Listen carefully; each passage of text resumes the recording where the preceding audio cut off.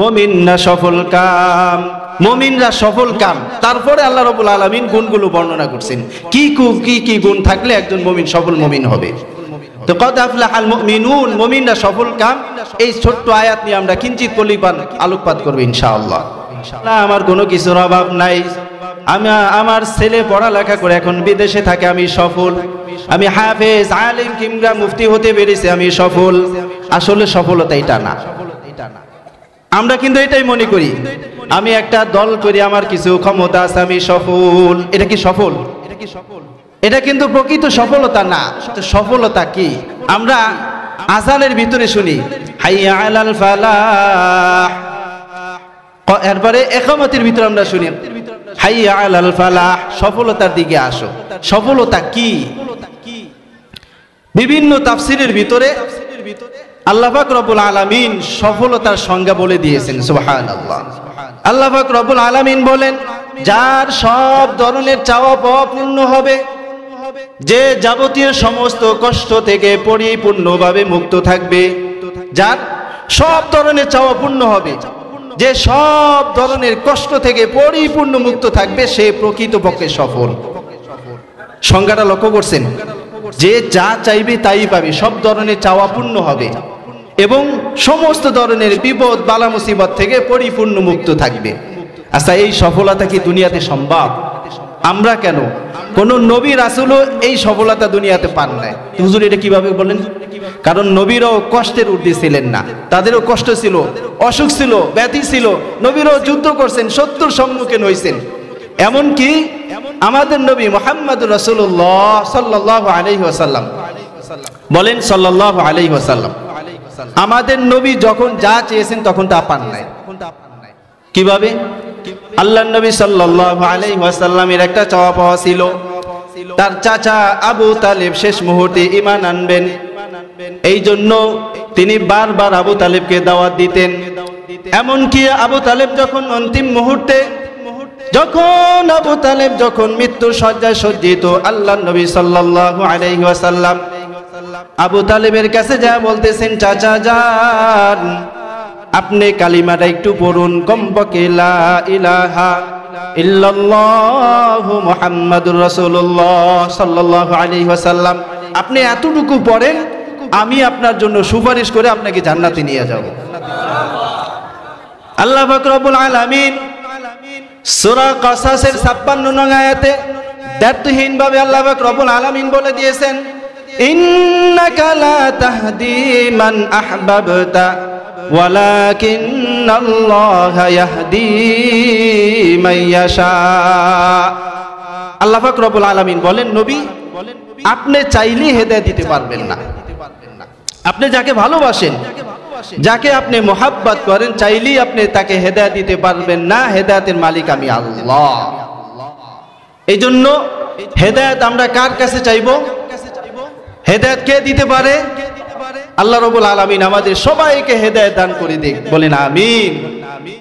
তো আল্লাহ নবী সাল্লাল্লাহু আলাইহি ওয়াসাল্লাম এর চাওয়া পাওয়া ছিল যে আবু তালেব ঈমান আনুক, তাকে সুপারিশ করে আমি জান্নাতে নিব। আল্লাহ কি বলে দিলেন যে না নবী, আপনি চাইলেই হেদায়েত দেওয়া সম্ভব না, আমি যাকে চাইবো সেই হেদায়েত পাবে। তো সফলতা তাহলে কোথায় আছে? আসলে সফলতা, যেই সফলতা সংজ্ঞা আল্লাহ পাক রব্বুল আলামিন বলে দিয়েছেন, এই সফলতা আল্লাহ দুনিয়াতে রাখেনি নাই। এই সফলতা দুনিয়াতে কি করেন নাই? রাখেনি নাই। আল্লাহ সফলতা সংজ্ঞা বলেছেন যে যাবতীয় সমস্ত কষ্ট থেকে পরিপূর্ণ মুক্ত থাকবে, যার সব ধরনের চাওয়া পাওয়া পূর্ণ হবে। এই সফলতা আল্লাহ দুনিয়াতে রাখেনি নাই। তাহলে সফলতা কই? আল্লাহ পাক রব্বুল আলামিন বলেন, উদখুলুল জান্নাতা লা খাউফুন আলাইকুম ওয়ালা আনতুম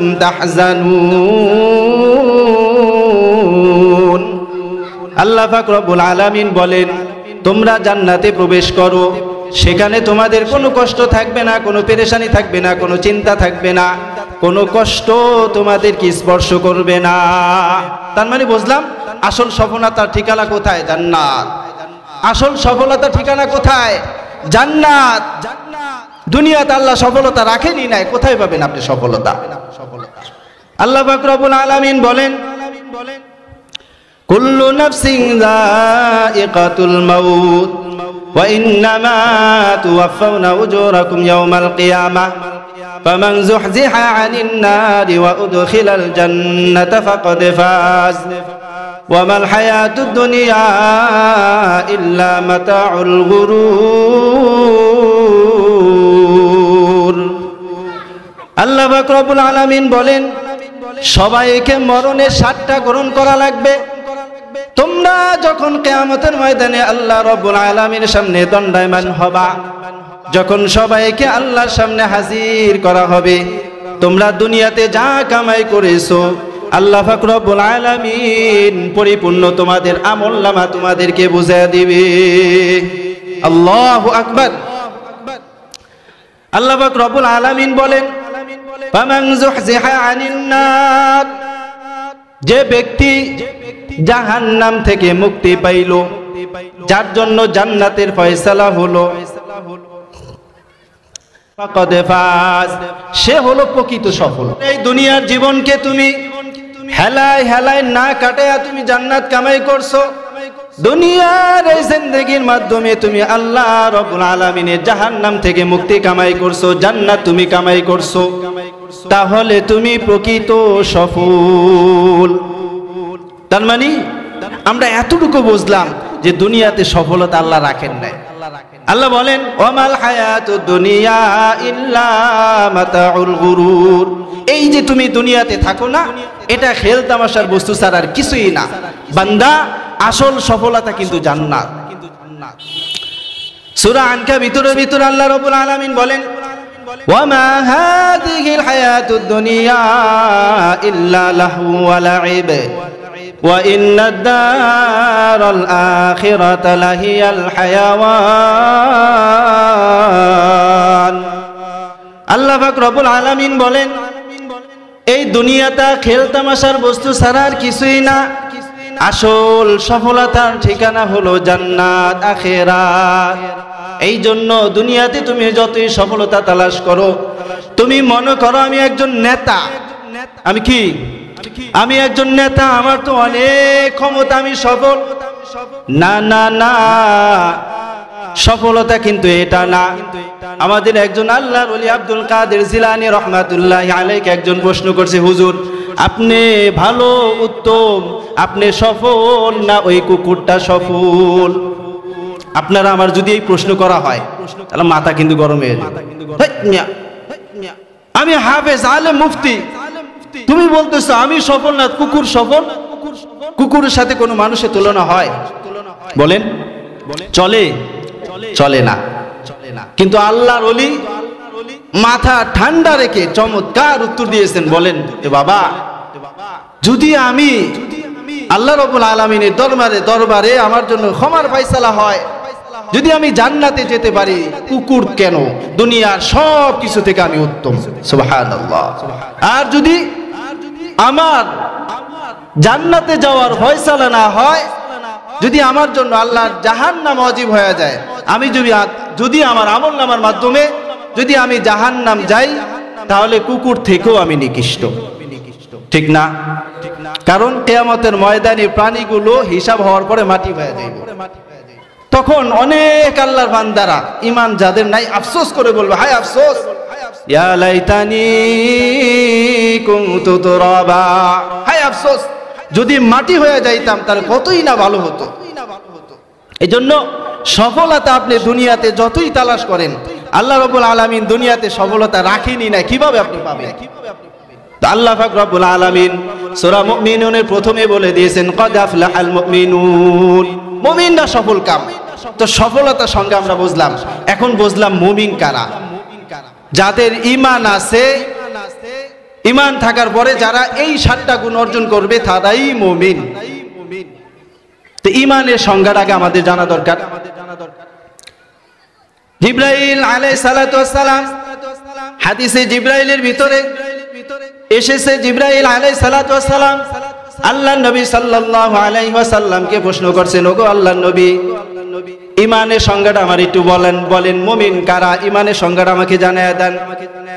আল্লাহর নবী সাল্লাল্লাহু আলাইহি ওয়াসাল্লাম বলেন, আন তুমিনা বিল্লাহি ওয়া মালাইকাতিহি ওয়া কুতুবিহি ওয়া রুসুলিহি ওয়াল ইয়াউমিল আখির ওয়াল কদরি খাইরিহি ওয়া শাররিহি। আল্লাহর নবী সাল্লাল্লাহু আলাইহি ওয়াসাল্লাম জানায় দিলেন, 6টি মৌলিক বিষয়ের উপরে বিশ্বাস স্থাপন করার নাম হলো ঈমান। কয়টি? 6টি মৌলিক বিষয়ের উপরে বিশ্বাস স্থাপন করার নাম হলো ঈমান। ভালো করে বুঝবেন, একটু মনোযোগ দিয়ে শুনতে হবে। আল্লাহ নবী সাল্লাল্লাহু আলাইহি ওয়াসাল্লাম বলেন, শুরুতেই আল্লাহর প্রতি ঈমান আনা লাগবে। তোমাকে এটা মানতে হবে, এটা জানতে হবে আমার একজন রব আছেন, যিনি আমাকে সৃষ্টি করছেন, যিনি আমাকে পালেন, যিনি আমাদের খালেক, যিনি সব কিছু সৃষ্টি করনেওয়ালা মালিক আল্লাহ। আল্লাহ পাক রব্বুল আলামিন সূরা ইখলাসের ভিতরে বলেন, কুল হুয়াল্লাহু আহাদ আল্লাহুস সামাদ লাম ইয়ালিদ ওয়া লাম ইউলাদ ওয়া লাম ইয়াকুল লাহু কুফুয়ান আহাদ। আল্লাহ পাক রব্বুল আলামিন বলেন, নবী আপনি বলুন, কুল হুয়াল্লাহু আহাদ, আল্লাহ রব্বুল আলামিন এক। আল্লাহ কয়জন? আল্লাহ রব্বুল আলামিন এক, আল্লাহর কোনো শরীক নাই, তিনি অদ্বিতীয় আল্লাহ। আল্লাহুস সামাদ, আল্লাহ রব্বুল আলামিন অমুখাপেক্ষী, দুনিয়ার সবাই মুখাপেক্ষী, কিন্তু আল্লাহ পাক রব্বুল আলামিন অমুখাপেক্ষী। লাম ইয়ালিদ ওয়া লাম ইউলাদ, তিনি কাউকে জন্ম দেনও নাই, কারো থেকে জন্ম নেনও নাই। ওয়া লাম ইয়াকুল লাহু কুফুয়ান আহাদ, কোন দিক দিয়ে কেউ তার সমকক্ষ নাই। আল্লাহু আকবার। এইভাবে যদি কোনো আল্লাহর বান্দা ঈমান আনে আল্লাহ রব্বুল আলামিন এক, তাহলে সে ঈমানদার, সে মুমিন। তো আন তুমিনা বিল্লাহ, 1 নাম্বার আল্লাহর প্রতি ঈমান আনা। ওয়া মালাইকাতিহি, 2 নাম্বার ফেরেশতাগণের উপর ঈমান আনা। ফেরেশতাদেরকে আল্লাহ রব্বুল আলামিন সৃষ্টি করেছেন, তাদেরকে যে কাজে লাগাইছেন সে কাজ তারা করতেছে, এই বিষয়ে ঈমান আনা। 3 নাম্বার সমস্ত কিতাবের উপর ঈমান আনা। আল্লাহ পাক রব্বুল আলামিন কোরআন সহ যত কিতাবে দুনিয়ার বুকে প্রেরণ করছেন সবগুলো সত্য, আল্লাহ রব্বুল আলামিনের বাণী, এই বিষয়ে বিশ্বাস স্থাপন করা। 4 নাম্বার লক্ষাধিক নবী রাসূল যারা দুনিয়াতে আসছে সবাই সত্য, সবাই আল্লাহ রব্বুল আলামিনের দাওয়াত এই দুনিয়ার বুকে দিয়েছেন, এই বিশ্বাস স্থাপন করা। আর আমাদের নবী সাইয়্যিদুল মুরসালিন হলেন সমস্ত নবীরও নবী। আমাদের নবী সমস্ত নবীরও নবী। আল্লাহ রব্বুল আলামিনের পরে যার মর্যাদা, সব কিছুর উপরে যার মর্যাদা, তিনি হলেন মুহাম্মাদুর রাসূলুল্লাহ সাল্লাল্লাহু আলাইহি ওয়াসাল্লাম, এই বিশ্বাস রাখা। 5 নাম্বার আখিরাত বলতে একটা জগৎ আছে, যেই জগতে আল্লাহ রব্বুল আলামিনের আদালতে আমাদের সবাইকে হাজিরা দেওয়া লাগবে, এই বিশ্বাস স্থাপন করা। 6 নাম্বার ভালো মন্দ যা কিছু হয় আল্লাহ রব্বুল আলামিনের পক্ষ থেকে হয়, এই বিষয়ে পরিপূর্ণ ঈমান রাখা। এই মৌলিক 6টি বিষয়ের উপরে যে বিশ্বাস করবে সেই মুমিন, সেই কি? সেই ঈমানদার। এখন আমাদের ঈমান তো দুর্বল, আমাদের ঈমান কি? দুর্বল। আমাদের এই দুর্বল ঈমানকে মজবুত করার জন্য বিখ্যাত সাহাবী হযরত আম্মার রাদিয়াল্লাহু তাআলা আনহু আমাদেরকে কিছু পরামর্শ দিয়েছেন। বুখারী শরীফের ভিতরে তার এই পরামর্শটা উল্লেখ হয়েছে। وقال عمار رضي الله تعالى عنه 3 خصال من جمعهن فقد جمع الإيمان। হযরত আম্মার রাদিয়াল্লাহু তাআলা আনহু এমন মাফের, এমন ঈমানওয়ালা একজন ব্যক্তি, তো সাহাবী যার ঈমানের সার্টিফিকেট স্বয়ং আল্লাহর নবী সাল্লাল্লাহু আলাইহি ওয়াসাল্লাম দিয়েছেন। সূরা নাহলের ভিতরে 14 নম্বর পারায় সূরা নাহলের ভিতরে আল্লাহ পাক রব্বুল আলামিন বলেন, ওয়া কলবুহু মুতমাইন্নুম বিল ঈমান। সূরা নাহলের ভিতরে আল্লাহ পাক রব্বুল আলামিন বলেন তার ঈমান পরিপূর্ণ, সে ঈমান নিয়ে প্রশান্তি বোধ করেছেন। সেই আম্মার রাদিয়াল্লাহু তাআলা আনহুকে আল্লাহ নবী সাল্লাল্লাহু আলাইহি ওয়াসাল্লাম ঈমানের সার্টিফিকেট দিয়ে বলতেছেন, ওয়াইহা আম্মার তাকতুলুহুল ফিআতুল বাগিয়া ইয়াদউহুম ইলাল জান্নাহ। আম্মার, তুমি কি দুর্ভাবনা আছো? তুমি কি চিন্তা ফিকির করতেছো? তুমি কি পেরেশানির ভিতরে আছো কি না? আম্মার, তুমি আমি মুহাম্মদ রাসূলুল্লাহ সাল্লাল্লাহু আলাইহি ওয়াসাল্লাম থেকে জান্নাতের সার্টিফিকেট নিতে পারো। সুবহানাল্লাহ। আল্লাহ নবী সাল্লাল্লাহু আলাইহি ওয়াসাল্লাম বলেন, আম্মার, তুমি জান্নাতের সার্টিফিকেট নাও, কারণ আমার পরে তুমি আল্লাহর জমিনে আল্লাহর জন্য শহীদ হবা। ঠিকই আল্লাহ নবী সাল্লাল্লাহু আলাইহি ওয়াসাল্লাম দুনিয়া থেকে বিদায় হওয়ার পরে 15-20 বছর পরে সিফিনের যুদ্ধে হযরত আম্মার রাদিয়াল্লাহু তাআলা আনহু শাহাদাত বরণ করেন। সেই আম্মার বিখ্যাত সাহাবী রাদিয়াল্লাহু তাআলা আমাদের পরিপূর্ণ, আমাদের এই দুর্বল ঈমানকে মজবুত করার জন্য একটা থিওরি দিয়েছেন, পরামর্শ দিয়েছেন। আম্মার রাদিয়াল্লাহু তাআলা আনহু বলেন, মান জামাআহুন্না ফাকাদ জামাআল ঈমান। যে ব্যক্তি তিনটা খাসালাত, তিনটা বৈশিষ্ট্য তার ভিতরে ধারণ করবে, সে তার বিক্ষিপ্ত ঈমানকে মজবুত করতে পারবে, একত্র করতে পারবে। আল্লাহু আকবার। যে ব্যক্তি তিনটি খাসালাত তার ভিতরে ধারণ করবে, সে পরিপূর্ণ ঈমানওয়ালা, ঈমান মজবুত হবে তার। তিনটি খাসালাত কি? আম্মার রাদিয়াল্লাহু তাআলা আনহু বলেন, প্রথমে সে নিজের প্রতি সুবিচার করবে। আল ইনসাফু মিন নাফসিক, নিজের নফসের উপরে কোনো জুলুম করবে না, মানে এই আল্লাহর বান্দা সমস্ত গুনাহ থেকে নিজেকে ফরেজ করবে, কোনো গুনাহ সে করবে না, গুনাহ থেকে সে পরিপূর্ণ মুক্ত থাকবে, নিজের প্রতি সুবিচার করবে। 1 নাম্বার গুণ এটা। 2 নাম্বার ওয়ায়াজলুস সালাম, সালাম আদান প্রদান করবে, সালামের প্রসিদ্ধি ঘটাবে। 3 নাম্বার ওয়াল ইনফাকু মিনাল ইকতার, আল্লাহ রাব্বুল আলামিন তাকে যা কিছু দিয়েছে তা থেকে আল্লাহর রাস্তায় দান করবে। কয়টা গুণ? 3টা। 1 নাম্বার নিজের প্রতি সুবিচার করবে, মানে গুনার কাজ করবে না। 2 নাম্বার সালাম দিবে, সালামের প্রচার প্রসার এগুলা ঘটাবে। 3 নাম্বার বলেন, 3 নাম্বার 3 নাম্বার কি বলছি? যে আল্লাহ রাব্বুল আলামিন যা কিছু আপনাকে দিয়েছে সেখান থেকে আল্লাহর রাস্তায় ব্যয় করা। এই 3টা গুণ যদি কোনো আল্লাহর বান্দা নিজের মধ্যে ধারণ করতে পারে তো তার ঈমানটা মজবুত হয়ে যাবে। সুবহানাল্লাহ। তো দেখেন আল্লাহ সূরা মুমিনুনের শুরুতে বললেন, কদ আফলাহাল মুমিনুন, মুমিনরা সফল। এবার আল্লাহ পাক রব্বুল আলামিন মুমিনদের গুণগুলো তুলে ধরতেছেন। আল্লাহ রব্বুল আলামিন সফল মুমিনের 1 নাম্বার গুণ হিসাব করতেছেন। আল্লাহ পাক রব্বুল আলামিন বলেন, আল্লাযীনা হুম ফি সালাতিহিম খাশিউন। সফল মুমিন যে 7টা গুণ থাকলে বান্দা দুনিয়া থেকে জান্নাতুল ফেরদাউসের ওয়ারিস হয়ে তারপরে বিদায় নেয়, সেই সফল মুমিনের 1 নাম্বার গুণ হলো যারা নামাজের ভিতরে বিনয় এবং নম্রতা অবলম্বন করে। যারা নম্রতা অবলম্বন করে। বিনয় এবং নম্রতা কাকে বলে? মুফাসসিরিনে কেরাম লিখেছে, বিনয় এবং নম্রতার সংজ্ঞা হলো সে নামাজের ভিতরে কোনো কিছু ইচ্ছা করে মনে করে না, অর্থাৎ নামাজটা মনোযোগের সাথে পড়ে। আমরা নামাজে দাঁড়ালে ইচ্ছা করে অন্য জায়গায় মন দেই না? ইচ্ছা করে অন্য জায়গায় মন দেই, কিন্তু আল্লাহ পাক রব্বুল আলামিন বলেন যে বিনয় এবং নম্রতা অবলম্বন করে, অর্থাৎ সে ইচ্ছা করে অন্য জায়গায় মন দেয় না। যদি আমি আমার নামাজটাকে বিনয়ের নামাজে পরিণত করতে চাই, যদি আমি সফল মুমিন হতে চাই, আমার নামাজটা হতে হবে বিনয়ীদের নামাজ, আমার নামাজটা হতে হবে সাহাবায়ে কেরামের নামাজ।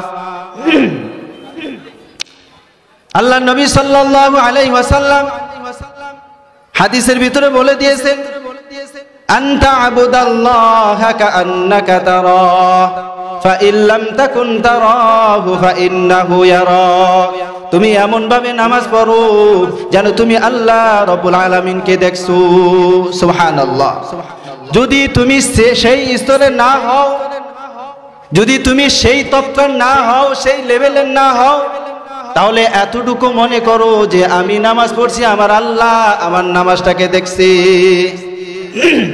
যদি তুমি এই চিন্তা এই খেয়াল এই ধারণা নিয়ে যদি তুমি নামাজ পড়তে পারো তোমার নামাজটা হবে বিনয়ের নামাজ এই চিন্তা করো যে আমি যে তেলাওয়াত করছি আমার তেলাওয়াত কিন্তু আল্লাহ পাক রব্বুল আলামিন শুনছে আল্লাহ রাব্বুল আলামিন আমার তেলাওয়াত শুনতেছেন তুমি এই চিন্তা করো তোমার মনের ভিতরে এই খেয়াল রাখো আমি যে নামাজ পড়ছি এটা হলো আমার জীবনের শেষ নামাজ কি এটা আমার জীবনের শেষ নামাজ আমার সামনে আল্লাহ আর পিছনে আজরাইল নামাজের করুন একটা চিত্র নামাজ এখন আমরা না পড়তালি বাসি ঠিক না নামাজ যদি না পড়তারি তাহলে মনে করি যে আমার অনেক কিছু ফায়দা হয়ে গেছে যদি আমরা কোনো যুবককে বলি ভাই নামাজটা কেন পড়েন না আসেন নামাজটা পড়ি বলে হুজুর সবে মাত্র আমি যুবক হইছি এখনো তো অনেক দিন বাকি আছে বুড়া হওয়ার পরে আমি তারপরে এই নামাজ পড়ব দিন ধর্মে আমি মনোযোগ দিব বলে না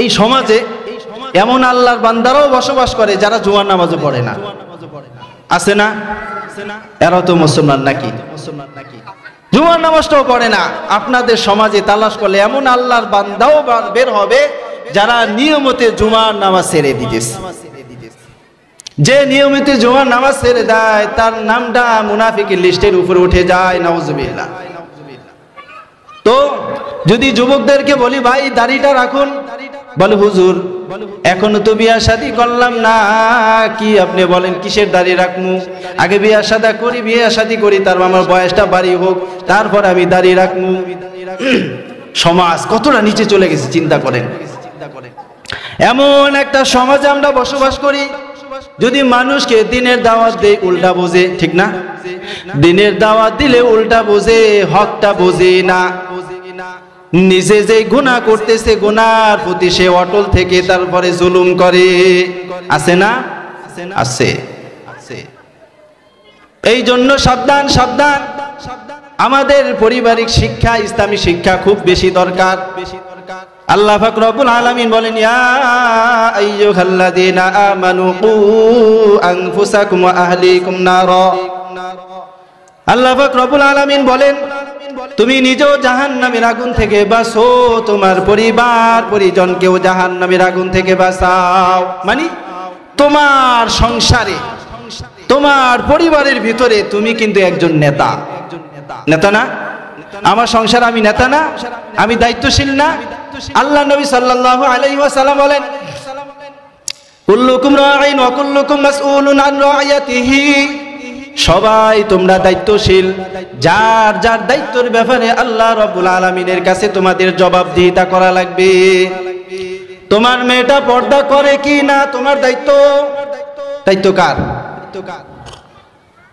তোমার বিবি নামাজ পড়ে কিনা তোমার সন্তান নামাজ পড়ে কিনা দায়িত্ব তোমার কারণ তুমি হলা ঘরের নেতা আল্লাহর নবী সাল্লাল্লাহু আলাইহি ওয়াসাল্লাম বলেন তোমার সন্তানকে 7 বছর বয়সে নামাজের জন্য তুমি তাকিদ দাও নামাজ শিক্ষা দাও 10 বছর বয়সে নামাজ না পড়লে প্রহার করো কয় বছর বয়সে 10 বছর বয়সে যদি নামাজ না পড়ে তাকে প্রহার করো লাঠি চার্জ করো যদি তোমার সন্তান 12 বছর বয়সে নামাজ না পড়ে তাকে ঘর থেকে বের করে দাও কে বলছি কথা আল্লাহর নবী এত দয়া উম্মতের জন্য সেই আল্লাহর নবী বলতেছেন যদি 10 বছর বয়সে সন্তান নামাজ না পড়ে পিটান লাগাও আর যদি 12 বছর বয়সে নামাজ না পড়ে ঘর থেকে বের করে দাও যদি আমি আমার সন্তানকে নামাজ শিক্ষা দিতে পারি যদি আমি তাকে শৈশবকাল থেকে দ্বীনি শিক্ষায় শিক্ষিত করে নামাজ যদি আমি তাকে শিক্ষা দিতে পারি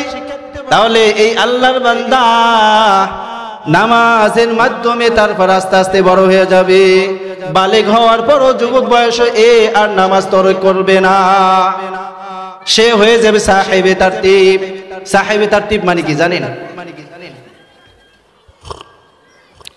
সাহেবে তারতিব হলো যার জীবনে কোনোদিন নামাজই ছোটে নাই। সুবহানাল্লাহ।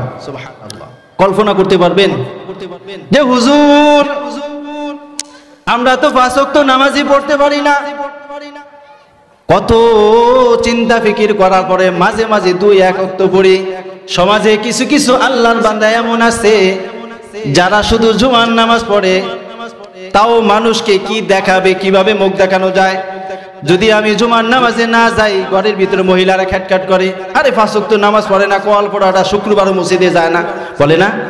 শুধু এই কারণে জুমার নামাজ পড়তে আসে, নাইলে তালও আসতো না। এমন কিছু আল্লাহর বান্দা আছে 2 ঈদের নামাজের সময় মসজিদে আসে, সবে বরাত সবে কদরের সময় মসজিদে আসে, অন্য টাইমে সে নামাজের কোনো খবরও থাকে না। মুসলমান না কাফের কিছুই বোঝা যায় না, ঠিক না?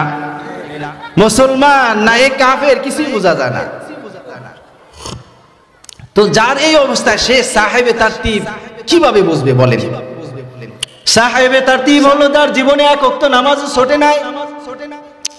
এই সাহেবে তারতিবের সম্পর্কে আল্লাহর নবী সাল্লাল্লাহু আলাইহি ওয়াসাল্লাম কিছু সুসংবাদ দিয়ে গেছেন। আল্লাহর নবী সাল্লাল্লাহু আলাইহি ওয়াসাল্লাম বলেন, সাহেবে তারতিব যারা আছে, যাদের নিবজ জীবনে 1 ওয়াক্ত নামাজও তরক হয় নাই, কিয়ামতের সেই কঠিন দিনে তারা আমলনামা ডান হাতে পাবে। তাদের চেহারা থাকবে হাস্যোজ্জ্বল, তারা ডানপন্থী থাকবে, কোনো কষ্ট কোনো পেরেশানি কখনোই তাদেরকে স্পর্শ করবে না। তাদের হিসাব একেবারে সহজ হবে, বিনা বাধায় তারা আল্লাহ রাব্বুল আলামিনের জান্নাতের ভিতরে চলে যাবে। সুবহানাল্লাহ। যে ব্যক্তি যৌবন বয়সে ইবাদত বন্দেগী করবে, তার যৌবন কাটাবে ইবাদতের মাধ্যমে, ইবাদতের স্বাদ নিতে নিতে যে যৌবনকাল অতিবাহিত করবে, কিয়ামতের সেই কঠিন দিনে আল্লাহ রাব্বুল আলামিনের আরশের যে ছায়া থাকবে, সেই ছায়ার নিচে সেই স্থান পাবে। সুবহানাল্লাহ। জোরে বলেন সুবহানাল্লাহ। কারা কারা কিয়ামতের ময়দানে আল্লাহ রাব্বুল আলামিনের সেই আরশের নিচে ছায়া পাবে?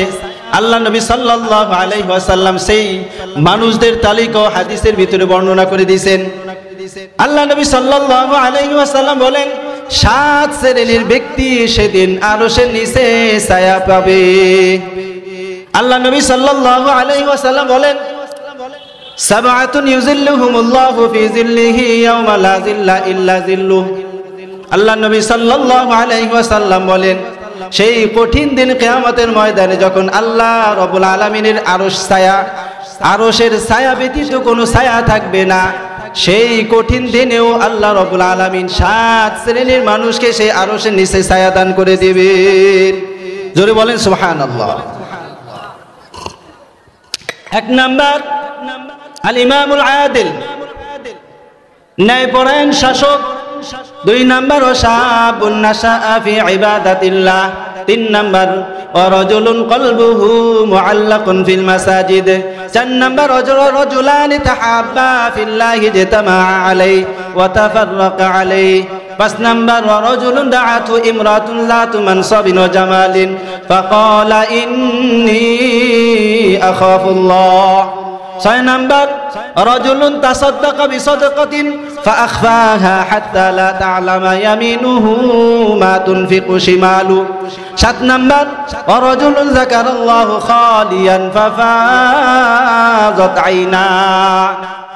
আল্লাহ নবী সাল্লাল্লাহু আলাইহি ওয়াসাল্লাম বলেন, যেই 7 শ্রেণীর মানুষ আরশের নিচে ছায়া পাবে, তাদের 1 নাম্বার দল হলো আল ইমামুল আদিল, যারা ন্যায়পরায়ণ বাদশা। ন্যায়পরায়ণ কি? সাহাবায়ে কেরাম থেকে নিয়ে তাবেঈন, নুরউদ্দিন জঙ্গি পর্যন্ত যেই আল্লাহ ওয়ালারা রাজত্ব করে গেছে, তারা সবাই ন্যায়পরায়ণ শাসক। তারা আল্লাহর হক আদায় করছে, বান্দার হক আদায় করে। আমাদের সমাজে দেখবেন কিছু কিছু নেতা এমন আছে, নির্বাচনের আগে নামাজের এত গুরুত্ব দেখায়, নামাজের গুরুত্ব তার কাছে এতটা পরিমাণ বৃদ্ধি পায় যে সবার আগে মুছে দিয়ে। আছে না নেতা? যদি আল্লাহর নাম লয়ে যদি ক্ষমতা আসতে পারে, 3 বছরে 1 ওয়াক্ত নামাজ পড়ে না, কিন্তু নির্বাচনের সময় নামাজ আর নামাজ, সেজদা দেয় এক একটা 10 মিনিট করে লম্বা সেজদা। কিন্তু নির্বাচন গেলে এই নেতারা নামাজের ক্ষমতা থাকে না, আছে না? এ আদেল না, এ জালেম। এ যদিও সমাজের লোকের উপকার করে কিন্তু নিজের উপকার করতে পারে না, আল্লাহর হক আদায় করে না। এই জন্য এ আদেল না, এ জালেম, এ আরো সে নিচে ছায়া পাবে না। এই জন্য ন্যায়পরায়ণ শাসক তারাই যারা আল্লাহ রাব্বুল আলামিনের গোলামিও করবে, বান্দার হকও আদায় করবে, তারা ন্যায়পরায়ণ শাসক। এই জন্য বিখ্যাত একজন আল্লাহওয়ালা ছিলেন রজব হাম্বলি রহমাতুল্লাহ আলাইহি, তার নাম ইবনে রজব হাম্বলি রহমাতুল্লাহ আলাইহি। হাদিস ছিলেন, হাদিসে হাফেজ ছিলেন। তিনি বলেন, তোমরা মনে করো না এই হাদিস শুধু শাসকদের জন্য, না না, তোমাদের সবার জন্য এই হাদিস, কারণ তোমরা সবাই রাজা। তোমরা সবাই কি? পার্থক্য এতটুকু, কেউ দেশের রাজা, থানার রাজা, কেউ এলাকার রাজা, কেউ গ্রামের রাজা।